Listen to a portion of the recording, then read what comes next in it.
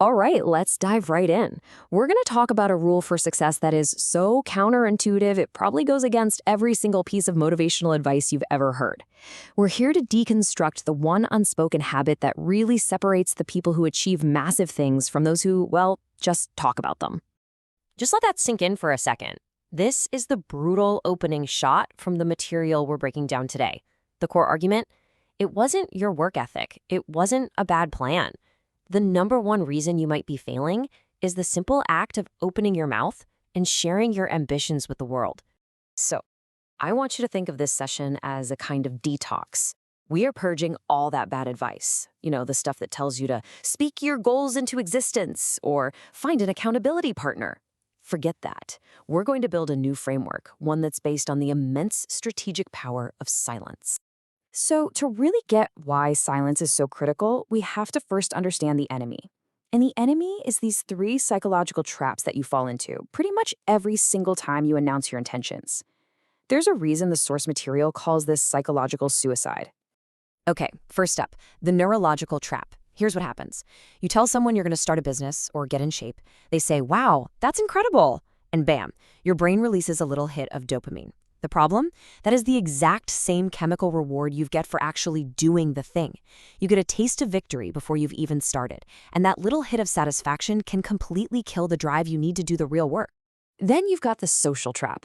By announcing your plans, you've suddenly created an audience, and that audience brings pressure, right? A fear of failing in front of everybody. But it actually gets a little darker than that. See, your ambition can sometimes act like a mirror, and it forces other people to see their own lack of progress. And that can trigger some weird reactions, unconscious resistance, or even subtle sabotage from people you'd never expect. And that brings us to the final and maybe the most dangerous one, the ego trap. Look, your ego doesn't really care about results, it cares about recognition. It loves the idea of being a fit person or a successful founder. And by talking about it, your ego gets to wear that identity right now without any of the sweat and sacrifice. It gets the credit up front, and it will actively resist the painful, boring, unglamorous work required to actually earn it. So how do we fight back against these traps? Well, the source material gives us a blueprint. And these aren't just suggestions, they're framed as 10 strict laws. These are the rules for turning silence from something passive into an active, unbreakable strategic advantage. Let's get into them. The first two laws are all about building up your power. Law number 1, the law of energy conservation. Think of it this way. Every time you talk about your goal, you're leaking energy. You're letting the pressure out. Silence does the opposite. It builds that internal pressure, which becomes the fuel for intense focus. Which leads right into law number 2, the law of invisible preparation. Do the work underground. Build your empire where no one can see you. Real power is forged in private, with no audience to clap for you. Okay, next up are the laws about controlling information. Number 3 is the law of asymmetric information. It's simple. Be a sponge for information, but a rock when it comes to giving it away. The less people know about your next move, the less predictable you are. And predictability is a massive weakness. Then there's law 4, the law of the finished product. Never show your work in progress. Don't show the sketches, the drafts, the messy middle. Reveal only the final outcome. The shock of a sudden finished result is what completely upends the power dynamic. Now we're moving inward to laws about building your own internal fortress. Law 5 is strategic isolation. Now this isn't about being lonely. It's about being ruthless with the inputs you allow into your mind. Too many opinions, too much noise. It just weakens your strategy and drowns out your own instinct.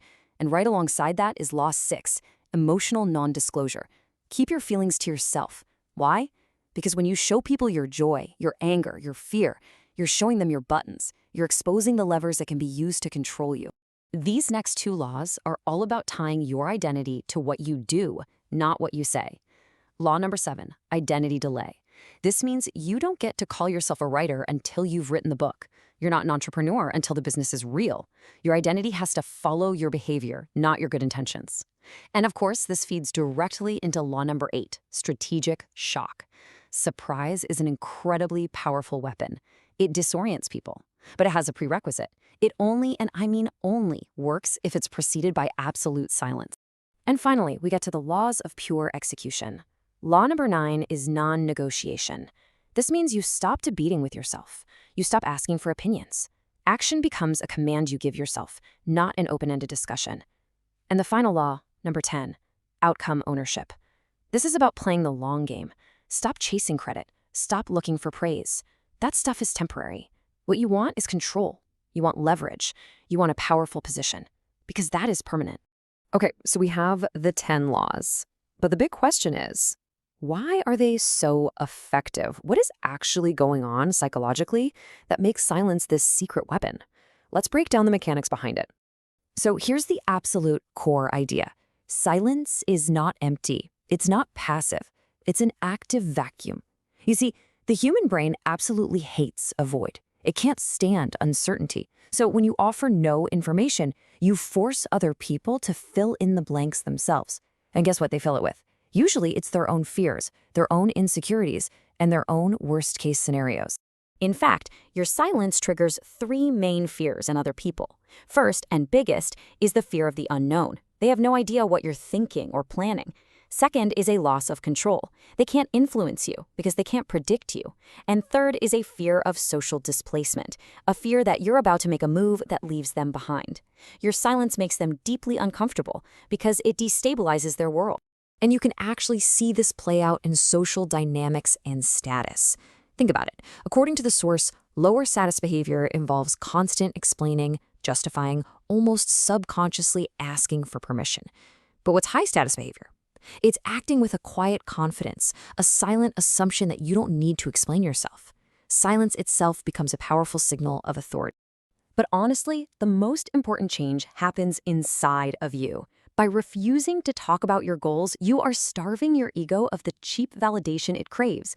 And something incredible happens. Your confidence stops being this fragile thing based on likes and praise. It becomes structural. It's built on the unshakable foundation of your actual competence and your private accomplishments. Now, we have to be very, very clear about something. This path, it is not designed to make you popular. It won't make you well-liked. It will make you effective. It will make you formidable. It will make you dangerous. And that kind of power always, always comes with a cost. So what's the first price you have to pay? Misunderstanding. When you stop performing for others, when you stop narrating your every thought, people will notice. They'll call you cold, distant, arrogant, changed. And here's the hard truth. From their point of view, they'll be right. You have changed. The second price is distance. Real power creates an imbalance, an asymmetry of information. And that imbalance will shatter relationships that were built on what you might call false intimacy, that casual, constant oversharing. Some people in your life simply won't know how to connect with this new, more contained version of you. And some of those relationships will just collapse. And the final price is projection. Your silence becomes a blank screen, and other people will project all of their own stuff onto it, their fears, their insecurities, their narratives. They'll assume the worst about your motives. And the source material is crystal clear on this point. Do not waste 1 ounce of energy trying to correct them. Your job is to execute your plan, not to manage their feelings about it. I think this quote just captures the reality of it perfectly. We have this fantasy that power feels heroic and loud and triumphant. But the reality is often the complete opposite. It's a quiet, cold, and often deeply isolating state of being, mainly because so few people are ever willing to pay the price to get there. So, in the end, it really boils down to this one stark choice. You can have the warmth and comfort of being understood by everyone around you, or you can have the cold, hard effectiveness of being untouchable. One path offers connection.